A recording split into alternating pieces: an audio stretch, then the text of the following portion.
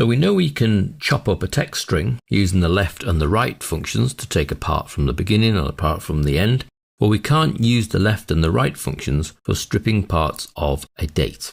So for example, here in our employees, if we wanted to pick up the month, we couldn't use the left function, although it looks like the month is on the left, because it's actually a number behind that DOB, and we actually want part of the formatting when you're dealing with dates that it's not dealt as a text option.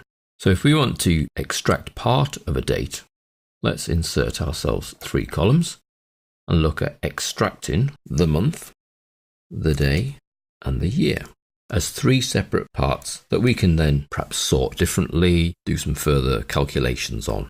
So taking the person's date of birth, we want to know what month they were born in. We can simply use the month function based on the DOB value, close brackets, return. Now it looks like it's chosen the wrong thing, but this is down to the formatting problem again. So let's actually highlight all 3 of those cells and change them to general. And you see that the month is now month 8. The day function is actually day of the DOB, close brackets, return, and it tells me that the day of the month is 2. And I can narrow that up. And then the year is year, open brackets, DOB, close brackets, return, and we get the year. Take all 3 of those functions and send them to the bottom, and we get everybody's month, day, and year as a separate value in separate columns. So we could then do perhaps separate sorting, sort by day, sort by month, sort by year separately to sorting by the whole date of birth.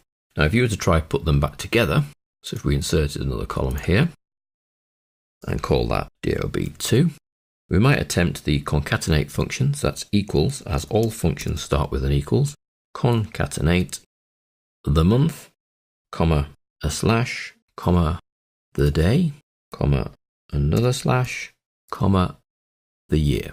Putting back together the 3 parts of the date with slashes in between, return.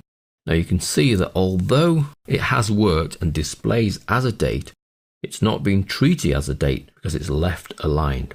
And even though we can replicate that function to the bottom and it works through and these values look the same as those values, they cannot be treated as the same as those values because they are actually text values.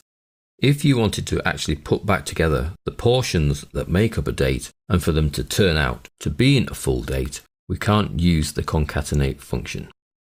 Insert a new column.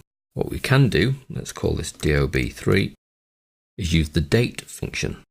So that's equals date, open brackets, and we can get the date function to pick up the 3 portions of a date that are required, which is the year, comma, the month, comma, the day, close brackets. No need to tell it what the date partitions are, like a slash or a hyphen.